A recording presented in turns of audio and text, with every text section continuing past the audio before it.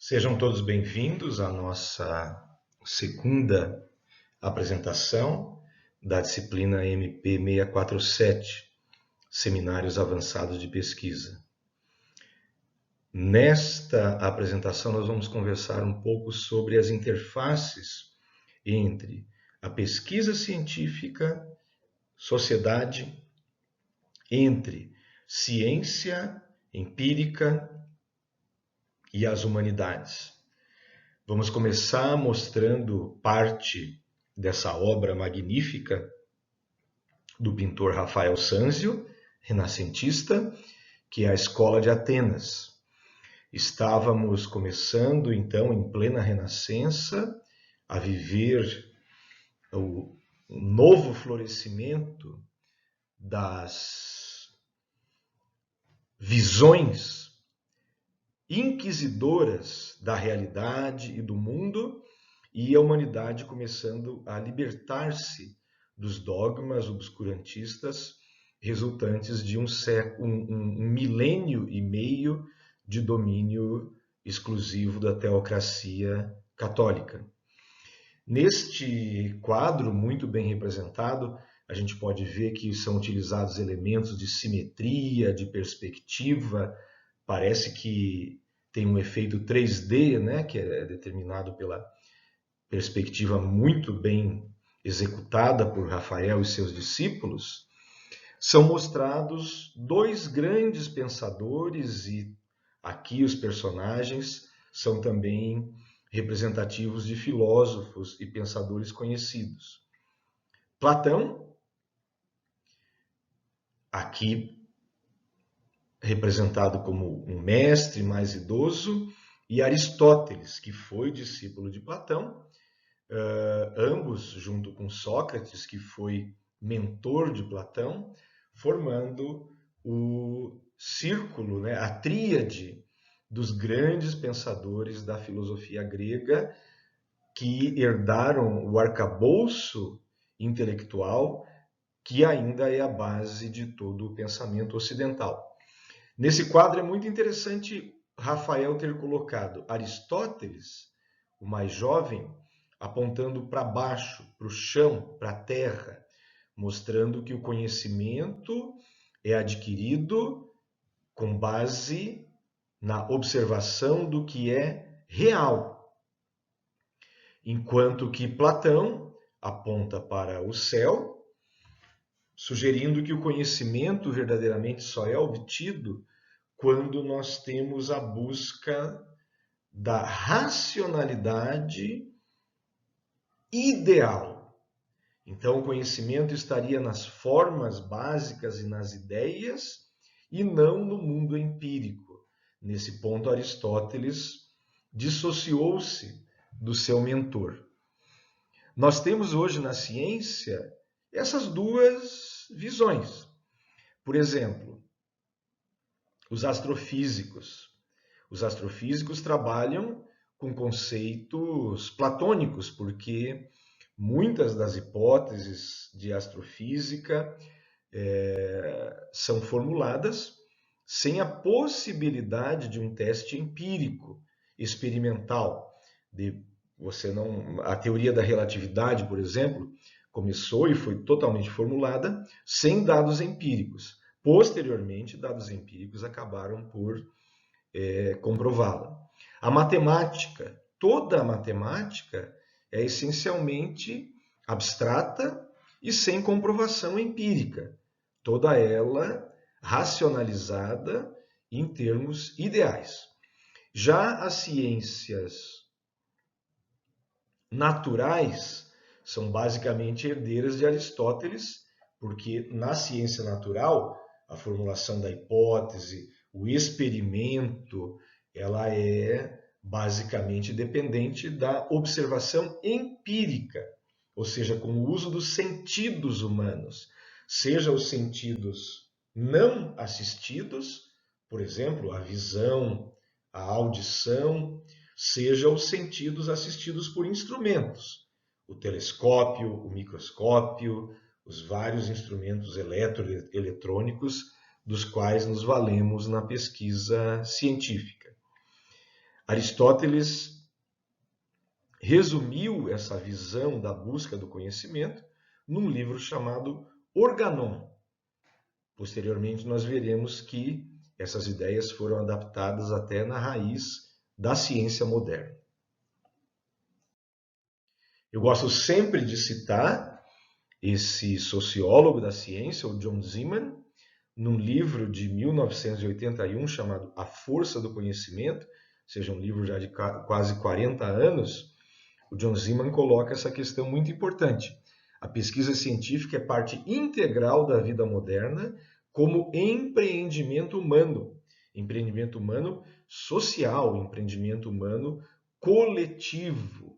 Ou seja, nós não sobreviveríamos da forma como a sociedade está colocada hoje, prescindindo do conhecimento científico. Desde muito primariamente na história humana, essa frase de efeito é muito válida. Conhecimento é poder.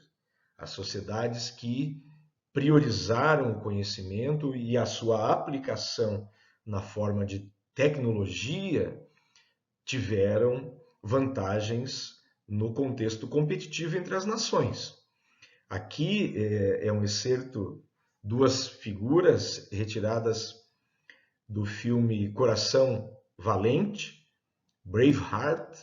Talvez alguns de vocês tenham assistido, é um filme antigo, da década de 90, 1995, se eu não me engano, em que é representada a força militar dos escoceses, que eram de origem étnica celta, comparada à força militar dos ingleses, que eram de origem anglo-saxônica e herdeiros do conhecimento greco-romano, muito influenciados, por tudo que havia sido adquirido pela civilização greco-romana. Essa luta se deu em torno de 1200, mais ou menos, 1300, e foi marcada pela luta da população escocesa, que uniu vários chefes de clãs, na figura de William Wallace, que está aqui representado pelo ator Mel Gibson, contra o domínio inglês dos anglo-saxônicos de origem germânica e herdeiros do conhecimento greco-romano. Dá para a gente perceber uma postura extremamente corajosa dos guerreiros escoceses, mas dotados de armas primitivas, feitas de madeira, escudos de madeira, roupas, armaduras de fraca capacidade de proteção, contra os ingleses dotados de armas de metal, armaduras de metal, uma proteção muito maior. Apesar da imagem de valentia representada nas fotos, não dá para a gente imaginar uma diferença muito grande em relação ao resultado. A Inglaterra venceu, como ainda predomina, e é a nação predominante no Reino Unido. Mais recentemente, vocês devem ter visto movimentos pela independência da Escócia, 700 anos depois dessa grande derrota, mas mostrando a importância da tecnologia. E é muito interessante nós observarmos que até mais ou menos o século XVI, as grandes conquistas técnicas eram baseadas um pouco na tentativa e erro, sem necessariamente haver um método científico questionando a validade das descobertas. Então, basicamente, a técnica era uma arte prática, mas não impedia de que a humanidade tivesse obtido resultados muito marcantes. Aqui, por exemplo, uma fechadura romana Note-se o grau de precisão tecnológica no manejo dos metais. Isso não teve um projeto exatamente baseado em hipóteses, né? Mas resultou, por necessidade prática, numa excelente dispositivo técnico. Artemisia, uma planta originária do Oriente. Aqui nós temos uma descrição chinesa muito antiga, mostrando detalhes da planta Artemisia, que era utilizada, a infusão de folhas da planta, utilizada no tratamento empírico da malária, utilizada secularmente por populações orientais. Hoje nós temos um medicamento, que é o artesunato, que é resultante do aproveitamento dos compostos da Artemisia, e é um recurso terapêutico, por exemplo, praticamente o único eficaz na malária falciparum, resistente ao quinino. Então, nós salvamos vidas hoje com a adaptação do conhecimento secular chinês. Eles não conheciam os radicais químicos que determinavam a atividade do artesunato, mas eles utilizavam na prática a planta Artemisia. Quando, ao visitar uma grande catedral europeia, nós ficamos entusiasmados com a monumentalidade das construções, é interessante, por exemplo, observar que todo esse arco de cimento, pedra, esses arcos eram realizados sem um cálculo prévio, até porque não se calculava nessa época da construção das grandes catedrais medievais. A Europa não tinha o conceito do zero, então era muito difícil fazer cálculos. No entanto, as catedrais estão aí, mostrando que a arte prática é capaz de executar grandes conquistas técnicas. Ao final do século XIV, início da Renascença na Europa, espíritos mais inquisidores começaram a elaborar sistemas de pensamento. Um dos precursores, por exemplo, da química moderna, da ciência química, foi a alquimia, em que nós temos essa ilustração aqui do século XVI. A gente pode ver um laboratório de alquimista com aparelhos e instrumentos semelhantes ao que nós temos hoje em laboratórios. Um destilador, que é mostrado aqui, o uso do calor para a transformação de elementos químicos. Não havia um conhecimento do peso atômico, do peso molecular, das principais propriedades de ligação de cada elemento químico, mas já havia alguma conquista empírica no manejo dos metais. E daí a gente se pergunta, né? Como é que a humanidade demorou tanto para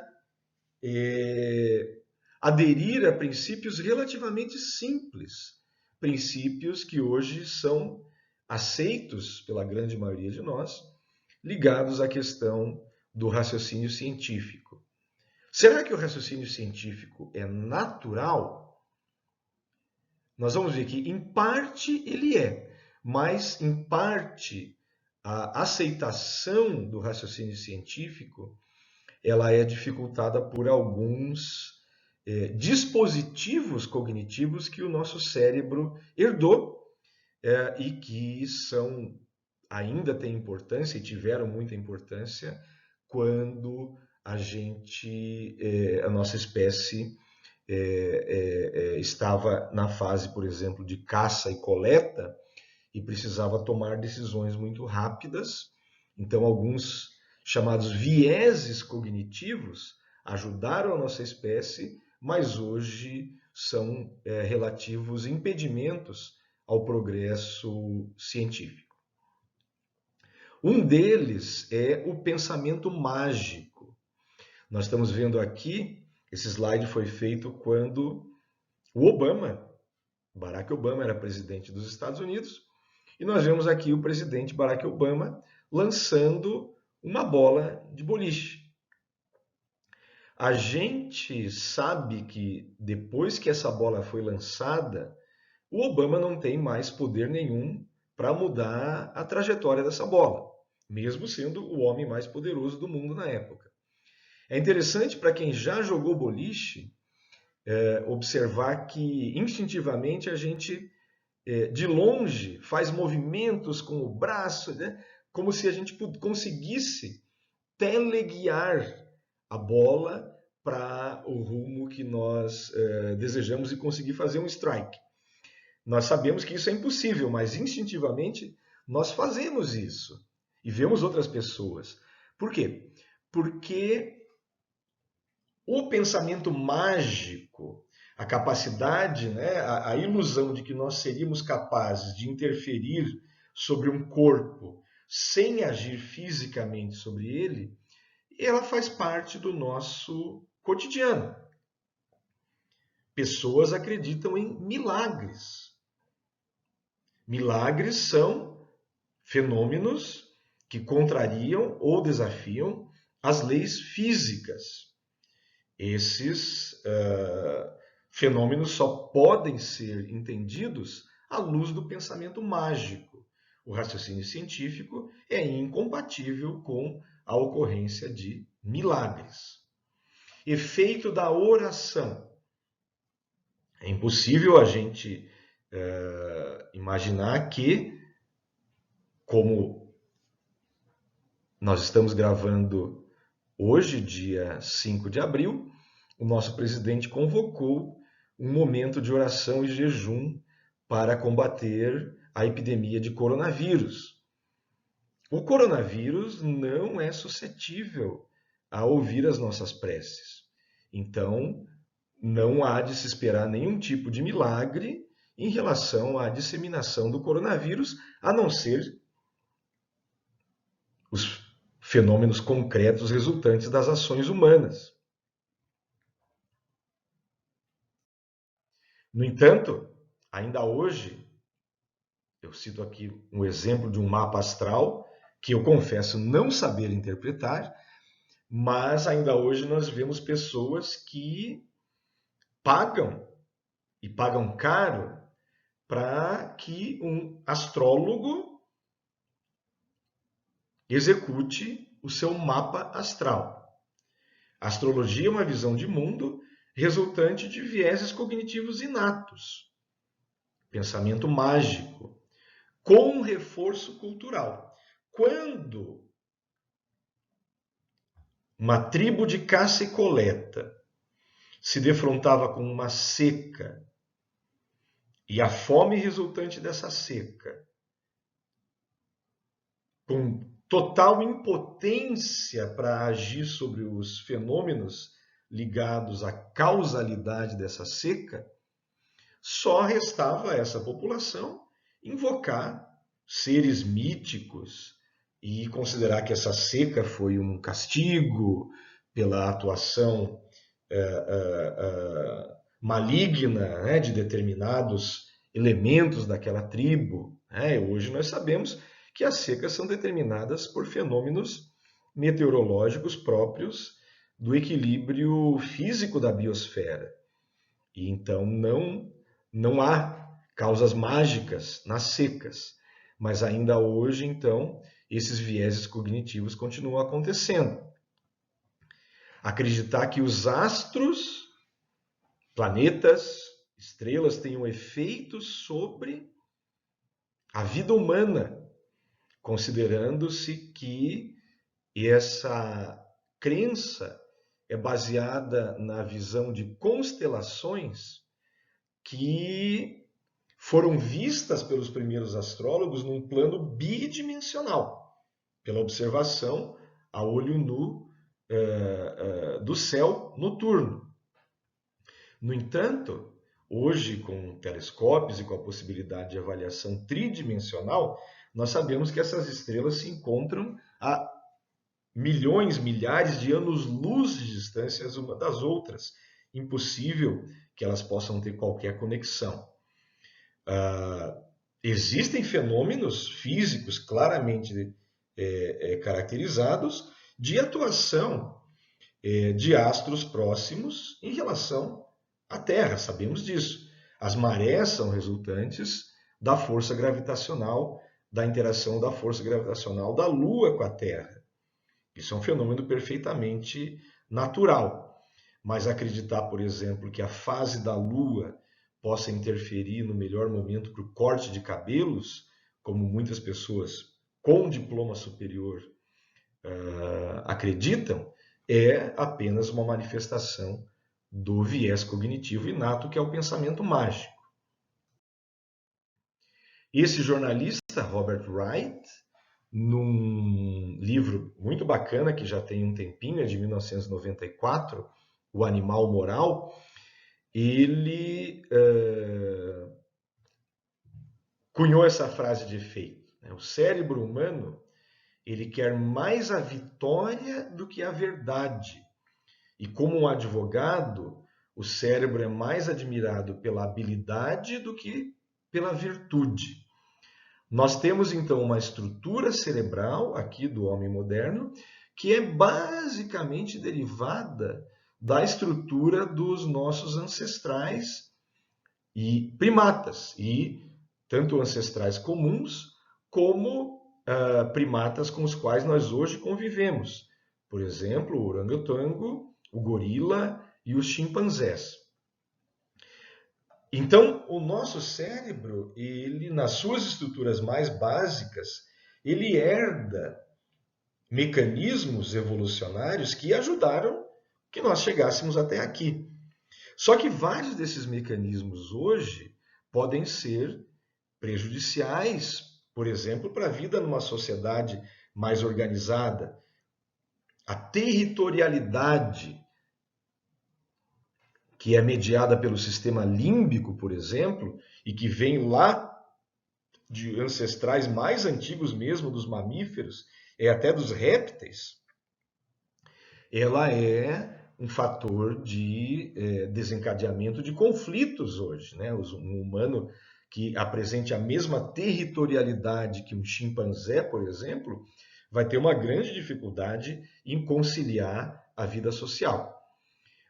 E o nosso córtex cerebral é capaz de racionalizar e libertar a humanidade desses vieses cognitivos atávicos, primários lá da nossa história evolucionária.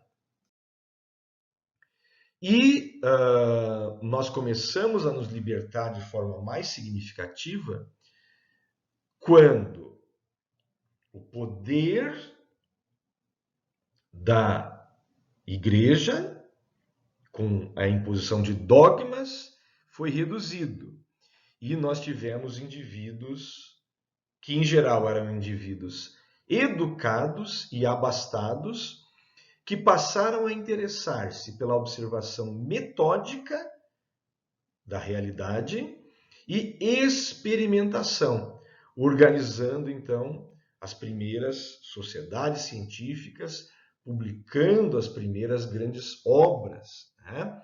Descartes, Discurso sobre o Método, e Francis Bacon com o Novo Organon, renovando então o conhecimento do Organon de Aristóteles, estabeleceram as bases racionais e empíricas do método científico como nós utilizamos hoje.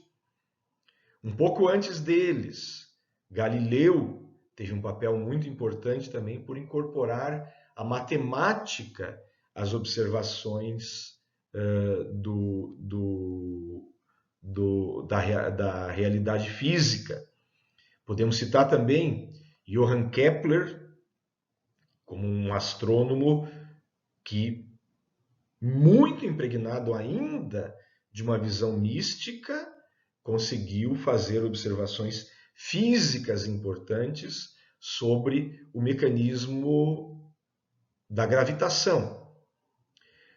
Curiosamente, o Kepler não era apenas astrônomo, ele era também astrólogo.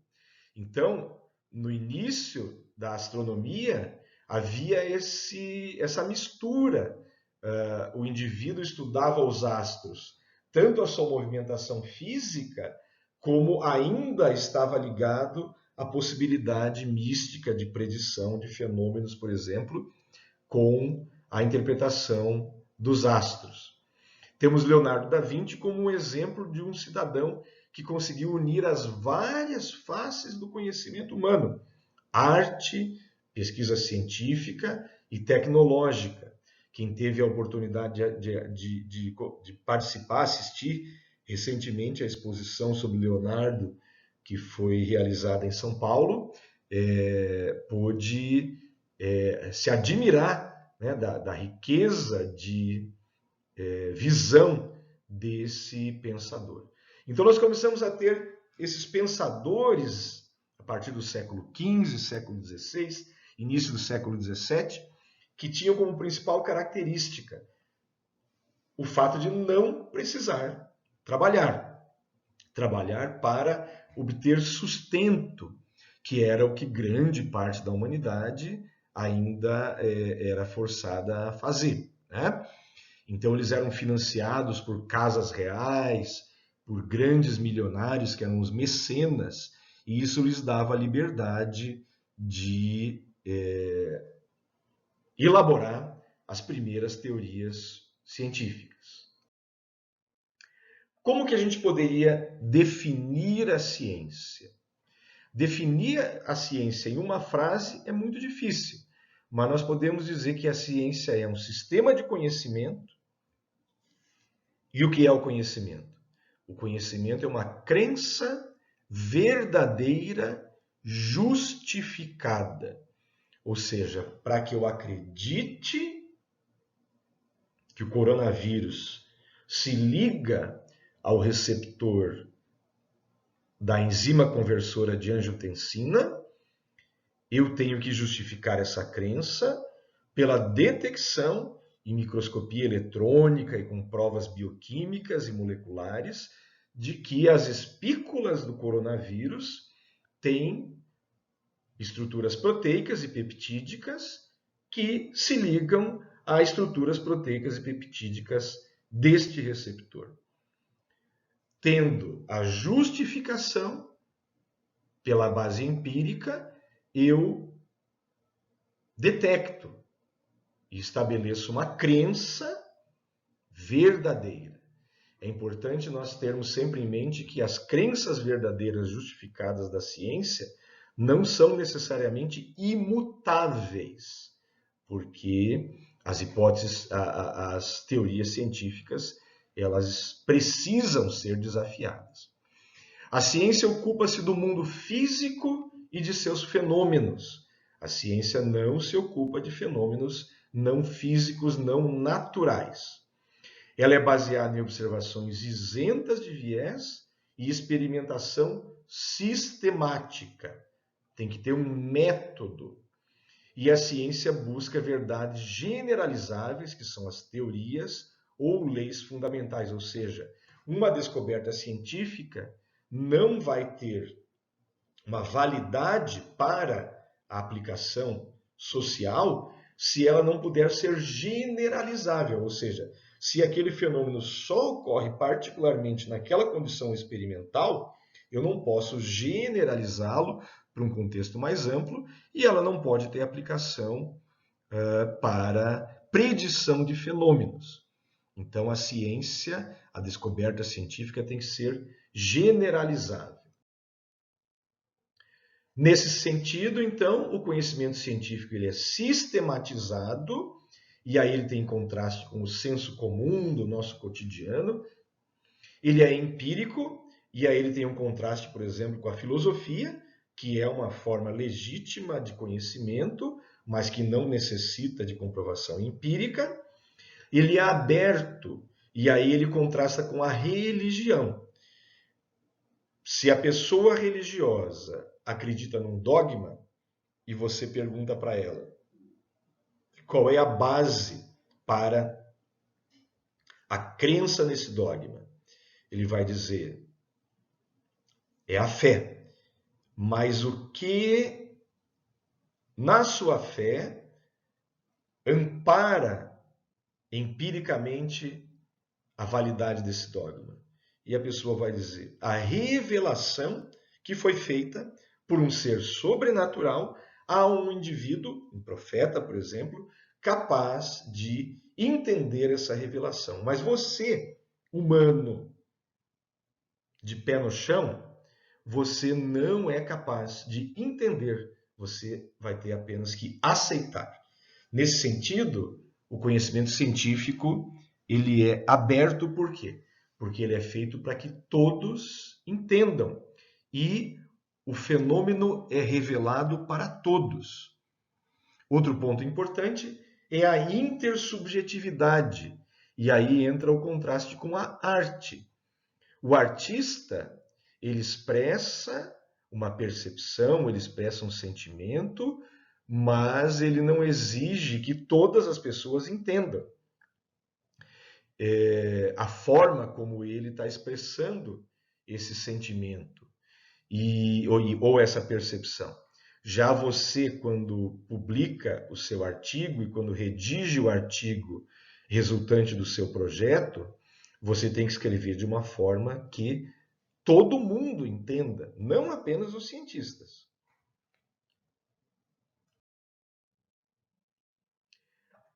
Nesse sentido, vem um ponto muito importante que é foco de debates acalorados, que é a demarcação de ciência versus pseudociência. Nós vemos muitas vezes ideias colocadas como se fossem científicas, que na realidade não são legitimamente científicas, são pseudocientíficas, e se utilizam de alguns subterfúgios, principalmente retóricos. Por exemplo, a crença na autoridade, muitas vezes mesmo dentro da ciência. O indivíduo mantém uma crença já injustificável face a novas aquisições de conhecimento, mas ele diz assim, eu não aceito esse conhecimento novo e eu tenho autoridade para não aceitá-lo porque eu ganhei o prêmio Nobel. Então, com isso, ele se torna uma autoridade científica e ele se acha em pleno direito de não aceitar esse novo conhecimento. Na realidade, sabemos que a autoridade não é um argumento científico.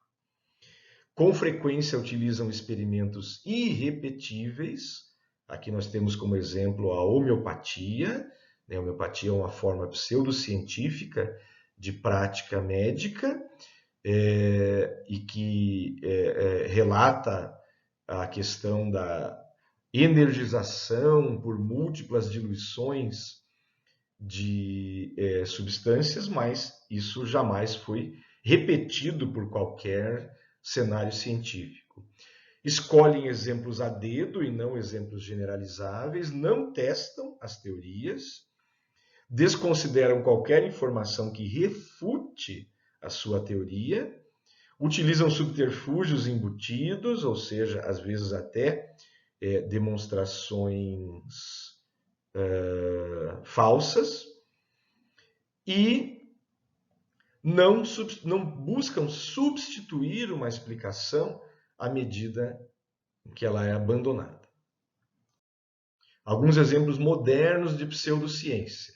Já comentamos a astrologia, as teorias criacionistas, que se contrapõem à teoria da evolução, a ação da Lua sobre o comportamento humano, o terraplanismo, que está muito em moda, a existência do Triângulo das Bermudas, um local geográfico na Terra em que tudo desaparece, tem livros sobre isso, negacionismo do aquecimento global.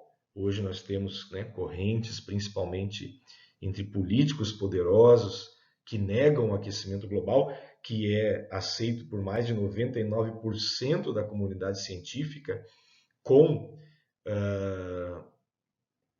observações empíricas muito bem fundamentadas.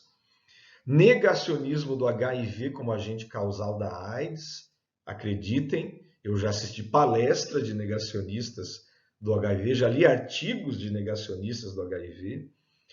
O fato de que energia flui entre percepções humanas. A agricultura biodinâmica. Feng Shui, pessoas que constroem casas ou decoram casas, às vezes os arquitetos, decoradores oferecem determinadas posições de móveis, cores de pintura, baseadas numa sabedoria oriental e que poderiam influenciar o próprio destino das pessoas. Grande parte das teorias econômicas e de gestão de empresas são exemplos absurdos de adoção cega e pseudocientífica. Acupuntura e homeopatia, medicina antroposófica, quiropraxia, medicina osteopática, psicanálise, toque terapêutico ou reiki, autotransfusão e programação neurolinguística. Todas essas atividades pseudocientíficas são realizadas por profissionais de saúde que nós conhecemos, né? E não têm embasamento científico por não corresponderem àqueles princípios da demarcação científica que nós comentamos anteriormente. Um filósofo norte-americano, Harry Frankfurt, ele chegou a escrever um livro chamado On Bullshit, que é um termo deselegante, mas muito usado em inglês, né? Sobre essa enrolação pseudocientífica muito comum no nosso meio. E ele coloca, né, que o autor dos bullshits não está nem do lado da verdade ou da falsidade. Afinal de contas, ele não está de olho nos fatos. Ele não chega a rejeitar a verdade, como faz o mentiroso, e se opor a ela. Ele simplesmente não liga nem para a verdade, nem para a mentira. Por esta razão, o bullshit, que nós poderíamos dizer como enrolação, é um inimigo maior ainda da verdade do que a própria mentira. Então, essas teorias pseudocientíficas, às vezes adotadas por celebridades, que são muito utilizadas, inclusive, com interesse comercial, elas são, na realidade, totalmente sem fundamento, tanto como verdade, como mentira. Na realidade, são criações puramente abstratas, com um pezinho lá no cantinho da fundamentação científica. O que nós vemos à medida que o pensamento científico vai se desenvolvendo? Chegamos a um momento, no século XIX, em que ser cientista torna-se uma profissão. Até o século XIX, como nós comentamos, a atividade científica era praticada por cidadãos abastados que tinham tempo livre porque não precisavam lutar pela sua sobrevivência. A partir do século XIX, nós começamos a ter o cientista profissional. Inclusive, o termo cientista foi criado em torno de 1830 por um pesquisador inglês, William Whewell. Até lá, até o século XIX, os profissionais que hoje nós conhecemos como cientistas eram chamados de filósofos naturais. Passou a ter a sua atividade concentrada nas universidades. As universidades existem da forma como estão organizadas aproximadamente desde o ano 1000, 1100. Lá a Universidade de Bolonha, a Universidade de Paris, estão entre as mais antigas do mundo. Mas as universidades não eram centros de produção científica, basicamente até aproximadamente o século XIX. Surgem os cursos de pós-graduação para a formação dos cientistas, né? Vocês estão aqui num curso de pós-graduação, vocês já adquiriram a habilidade e competência para serem profissionais no curso de graduação, do ramo profissional escolhido. E agora vocês estão no curso de pós-graduação para adquirirem a habilidade de ciência e de pesquisa. Aumenta a interface com a indústria, que é a incorporação tecnológica. De início, os cientistas trabalhavam já em pequenos grupos e começou a acontecer a especialização, separando então ciências naturais, ciências sociais e ciências humanas. Alguns estereótipos do cientista ainda são um pouquinho persistentes, né? Essa brincadeira do Albert Einstein, uma foto tirada na década de 50, mostrando irreverência, né? Mostrando o cabelo despenteado, né? O fato do cientista não ligar muito para esses detalhes da apresentação e da aparência cotidiana, ainda é muito associado à atividade científica. Na realidade, boa parte dessa visão folclórica e estereotipada deriva mesmo de um fenômeno concreto. Vocês já devem ter vivenciado isso. Quando a gente está envolvido numa descoberta de conhecimento, o nosso cérebro entra num estado que já foi identificado, inclusive, em ressonância magnética funcional, chamado de flow, fluxo. E a gente se desliga de fenômenos outros do cotidiano e obrigações, por exemplo, pagar um boleto bancário.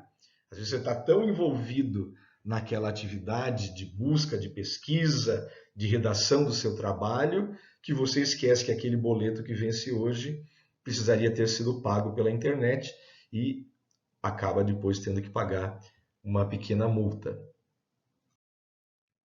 Surgem, no século XIX, virada para o século XX, grandes teorias que ainda hoje norteiam a pesquisa e a aplicação social.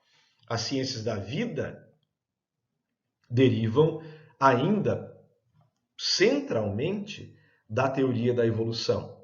Nada em biologia faz sentido sem considerar a evolução.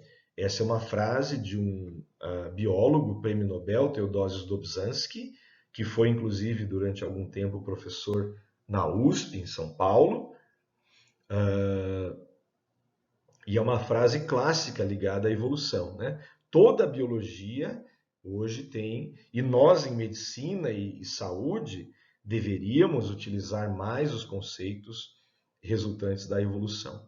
As ciências sociais ainda são muito influenciadas pelo marxismo. O Marx foi um gênio, né? Que diagnosticou e detectou mecanismos econômicos da dinâmica da sociedade extremamente válidos. Nós temos apenas um legado muito desfavorável da implantação de várias teorias marxistas que, na realidade, não eram previstos nem pelo Marx como necessariamente de implantação para a política cotidiana. A visão da gravitação universal, dos grandes fenômenos universais, ela é ainda toda baseada na teoria da relatividade, que foi formulada pelo Einstein e descrita formalmente numa série de artigos científicos em 1905. E o pioneirismo na detecção dos fenômenos mentais deve-se, no nosso conhecimento moderno, em grande parte ao Sigmund Freud, neurologista, primeiro neurologista e depois psiquiatra, né? Mas o Freud, a origem de formação dele é como neurologista experimental, que lançou as bases do conhecimento dos fenômenos mentais. Todos estes pensadores foram gênios, detectaram fenômenos que contemporâneos não foram capazes de detectar, mas também erraram muito. E é natural, né, que de grandes descobertas, algumas acabem sendo posteriormente refutadas. Muito interessante o papel, lá nós vimos no começo, conhecimento é poder, o papel das guerras no impulsionamento da ciência. Nós temos aqui uma foto também clássica do Albert Einstein, quando ele saiu da Alemanha e ele percebeu, né, com o advento do nazismo ao poder, que haveria uma grande perseguição a todos as pessoas da etnia judaica, né, incluindo também um grande corpo científico judaico que existia na Alemanha, e ele se refugiou nos Estados Unidos. Ele manteve contato com cientistas alemães e, através desse contato, ele pôde tomar conhecimento, conversando com físicos, colegas dele que ficaram na Alemanha, que o poder nazista estava em busca de armas nucleares. E a gente imagina que os nazistas com armas nucleares em mãos teriam uma vantagem bélica muito grande. Em agosto de 1939, não sei se vai ser fácil para vocês lerem aqui, antes do início da Segunda Guerra Mundial, ele escreveu uma carta ao presidente Roosevelt, alertando sobre esse aspecto da busca de armamento nuclear pelos nazistas e da importância de tentar conter esse conhecimento ou competir com ele. E, imediatamente, o presidente Roosevelt comissionou o Projeto Manhattan, que acabou resultando no desenvolvimento da armamento nuclear pelos aliados ocidentais antes do nazismo, mas que estava a caminho. Um indivíduo que trabalhou no Projeto Manhattan e ficou desempregado foi o Francis Crick. Aqui na época, o Francis Crick, trabalhando com o James Watson,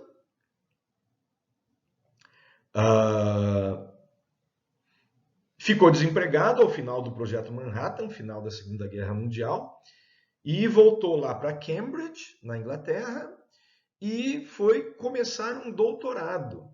Já entre os 35 e 40 anos de idade, ele entrou no doutorado, mas pelo fato de estar, na realidade, desempregado. Ele era físico.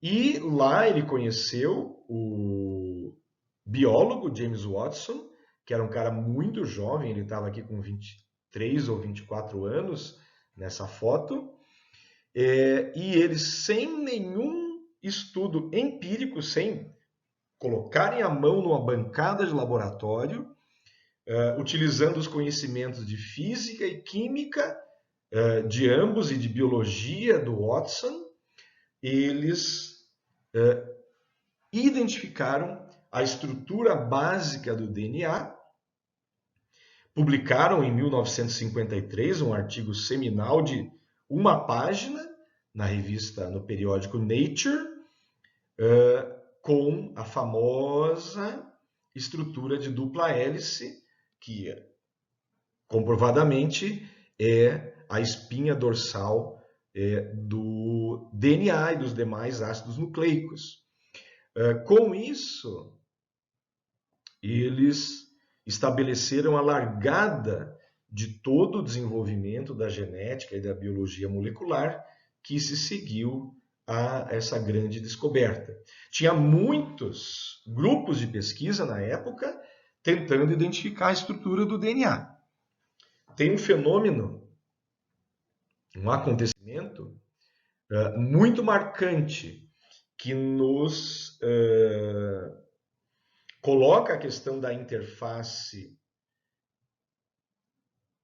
sexista e da questão do comportamento científico nessa descoberta, que foi o trabalho da Rosalind Franklin.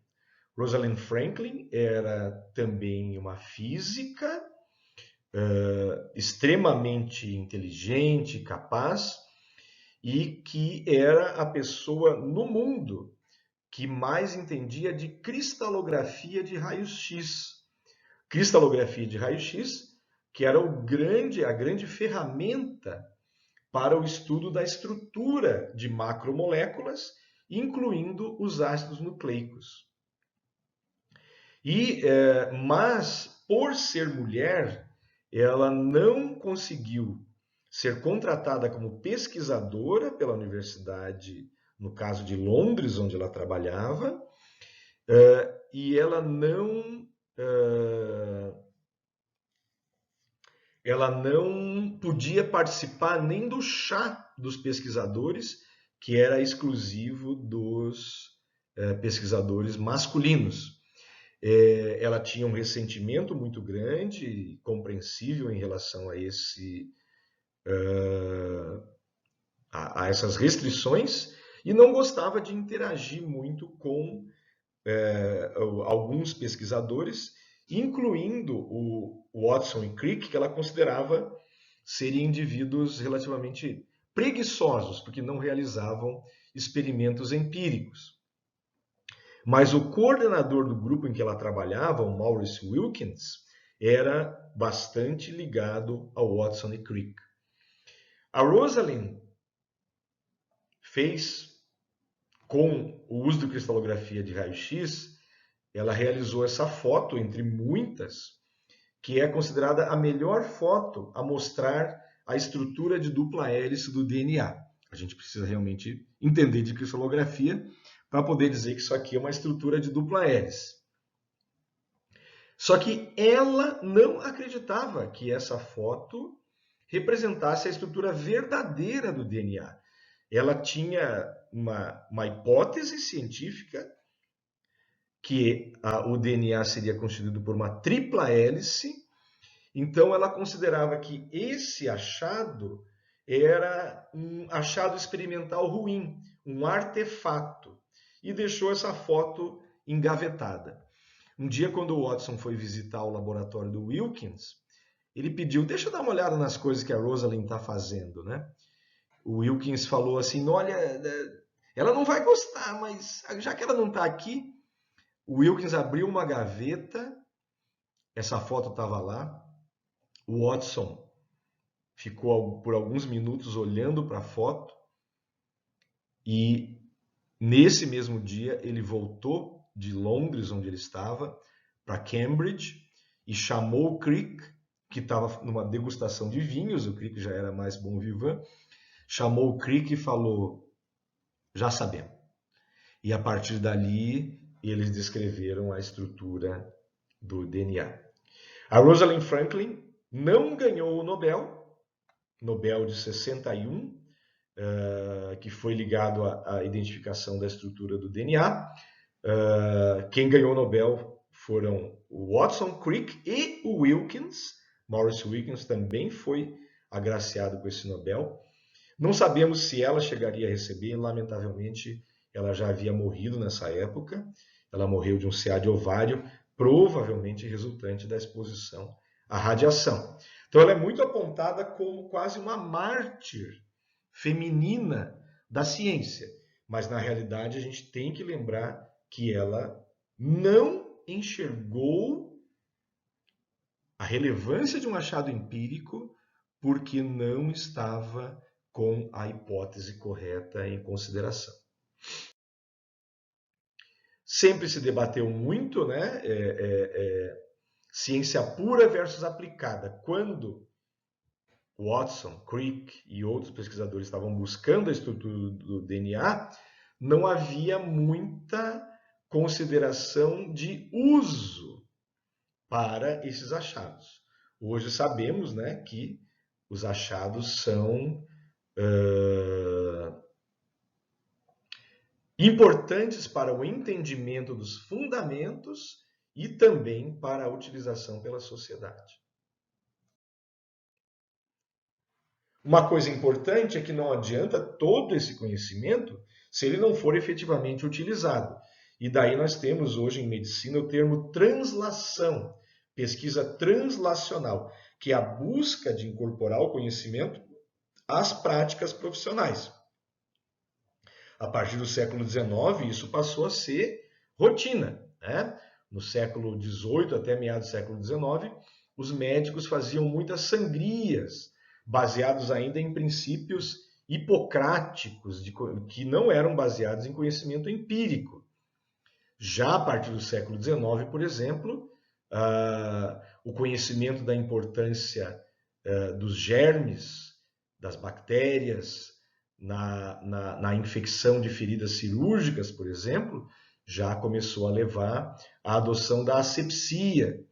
E aqui nós vemos uma cirurgia em torno de 1880, mostrando a nebulização de fenol, um antisséptico, sobre o sítio cirúrgico.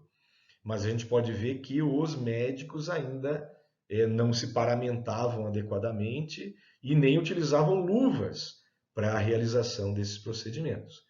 Mas gradativamente esse conhecimento foi sendo incorporado. Tudo com que finalidade? A pesquisa, a translação em saúde, visa aumentar expectativa de vida, qualidade de vida humana e bem-estar.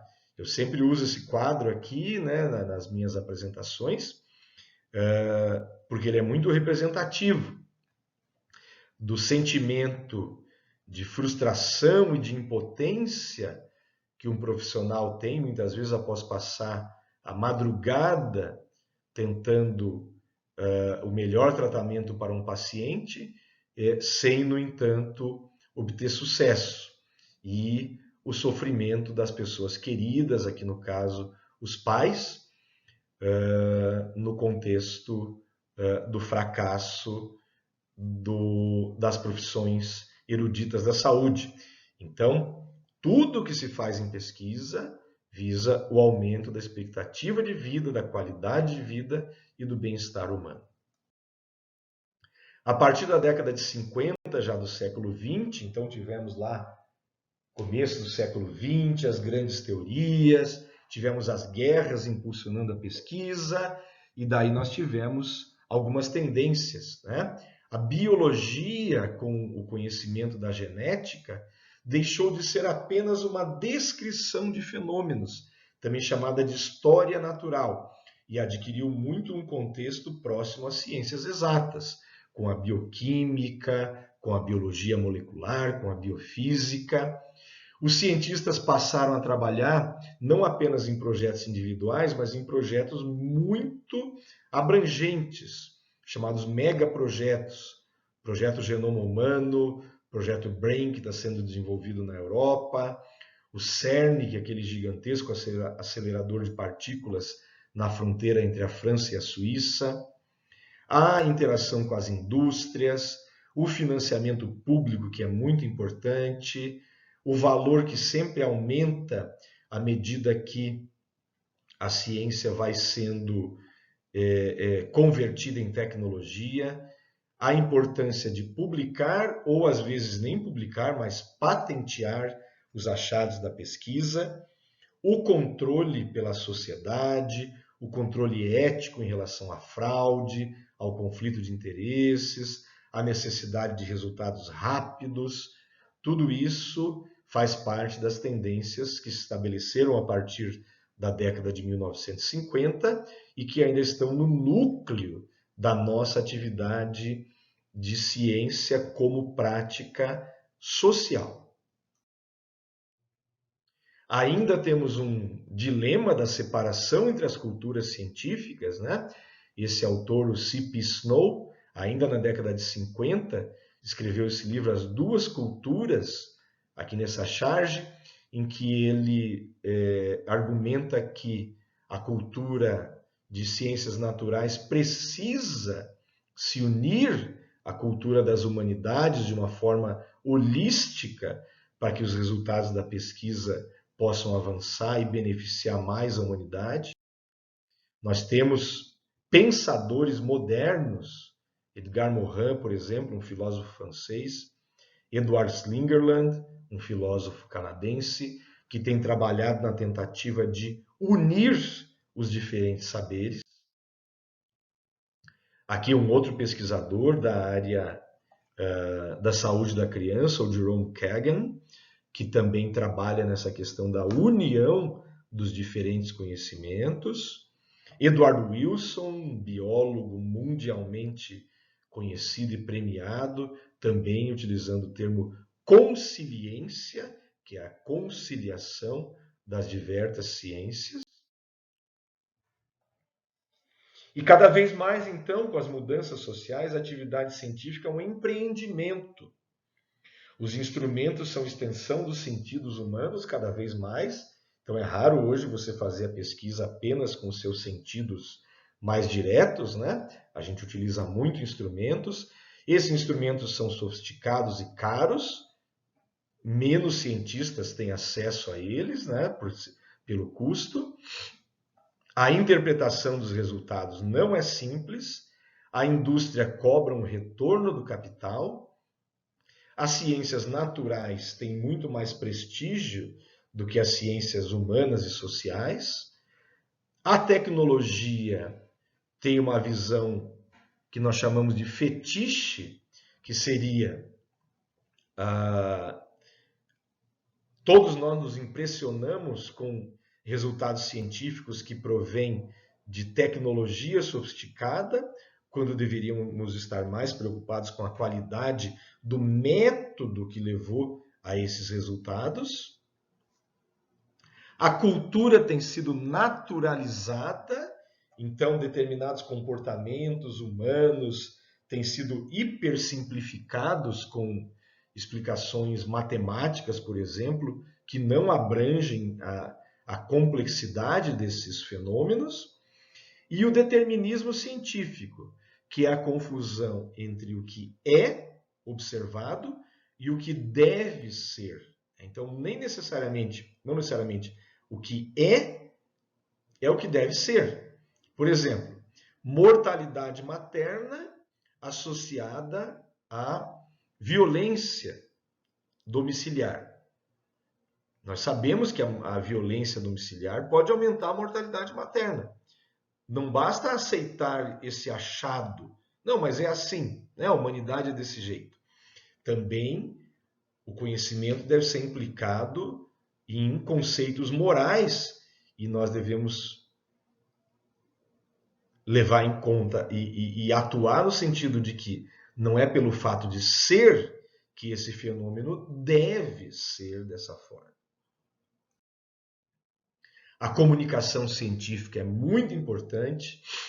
Ela é principalmente executada na forma de periódicos arbitrados, hoje quase todos em forma eletrônica, embora nós vamos ter oportunidade de comentar outras formas de divulgação do resultado científico. Temos um crescimento, isso a gente vê no nosso cotidiano, né?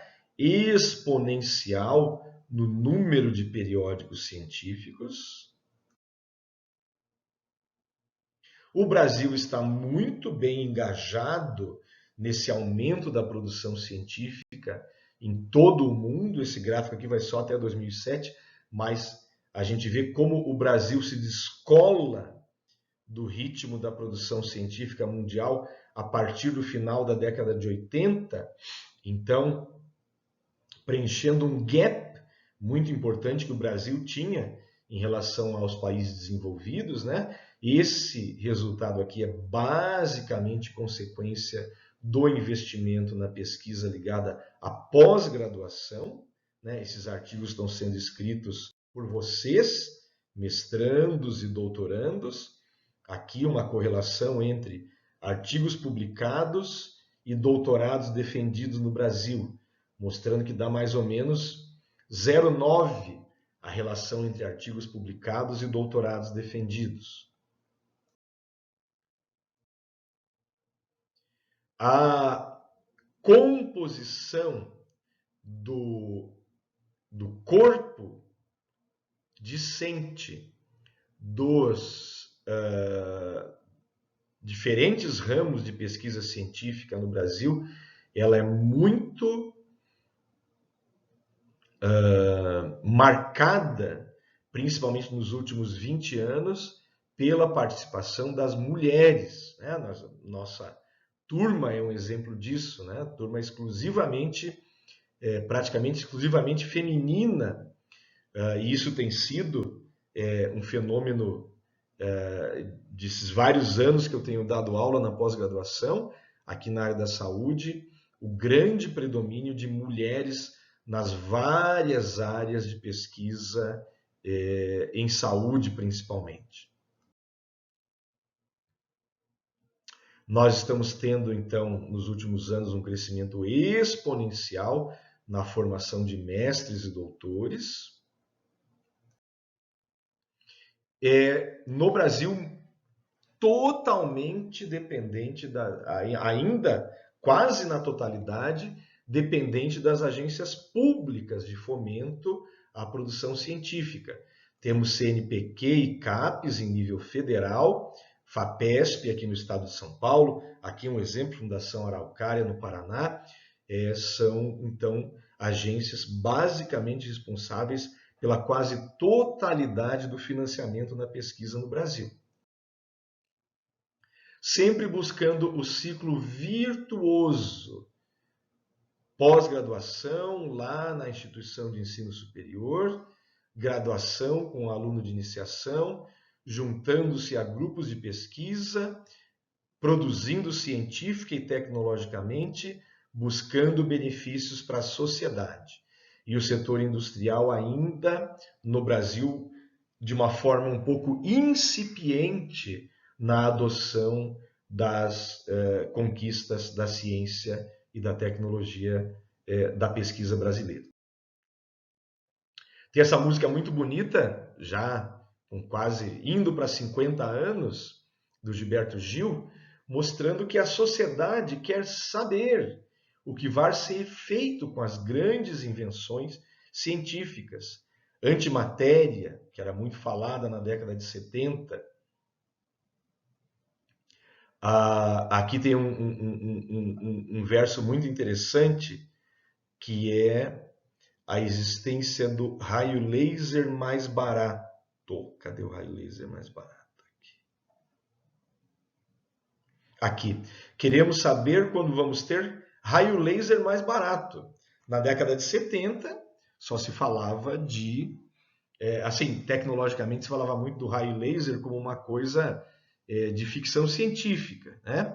E hoje nós temos o raio laser utilizado na informática, utilizado para as nossas apresentações aqui, os apontadores laser, como produtos completamente incorporados ao nosso cotidiano. Ainda persistem requisitos básicos para a atividade de pesquisa. O cientista tem que ter espaço social para iniciativa e criatividade, né? Tem que ter liberdade de pensamento, tempo para as ideias crescerem e amadurecerem. Muitas vezes a ciência não dá resultados imediatos. Abertura para o debate, para a crítica, hospitalidade para com as novas ideias e respeito para com habilidade e conhecimento especializados. Esses princípios também, retomando lá do nosso começo, né? Também elencados pelo sociólogo da ciência John Zeman, eles continuam constituindo requisitos básicos da atividade científica, que fundamentalmente continua voltada em aliviar o cansaço, o desgaste da existência humana. Essa é uma frase da peça Galileu, de Bertolt Brecht.